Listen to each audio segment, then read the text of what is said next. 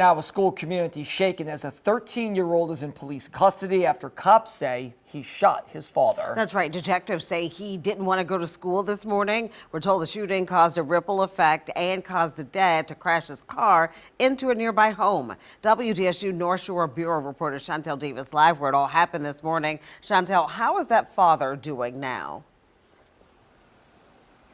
Yes, Gina Travers, well, right now we know that the father is recovering. And we also learned that there was another child inside of that car. Neighbors in this home behind me say that they heard that child screaming after their car rammed into the front of their home. It's unfortunate that he shot his father.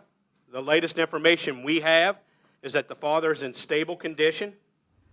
He was in critical but stable condition. A 13-year-old is in custody. His dad shot and now recovering in the hospital, and a young child left terrified after witnessing it all. He's like, my uncle shot my dad. He just kept saying that over and over and over. Anita, who does not want to be identified because of security reasons, tells me a car crashed into her room. Hammond police say that was the aftermath of the 13-year-old shooting his father near Tangipahoa Parish Alternative School. A parent was bringing their kid to school.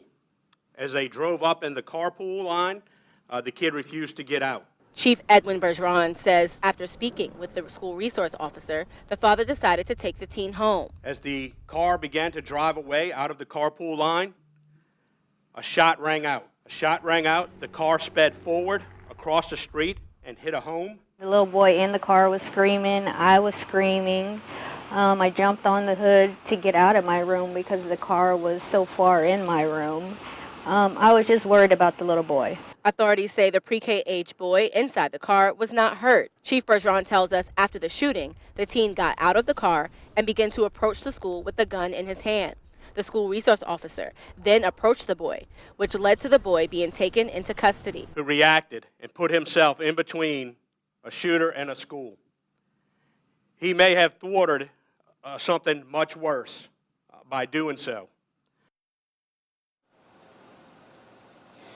Now, the Tangipahoa Assistant Superintendent, also at today's press conference, confirms that the school went on lockdown. That lockdown was lifted by noon. He says that counselors will be on hand for teachers and students this week. As far as the teen, we know that right now he is not charged, but authorities say that he will be processed and sent to the Florida Juvenile Detention Center.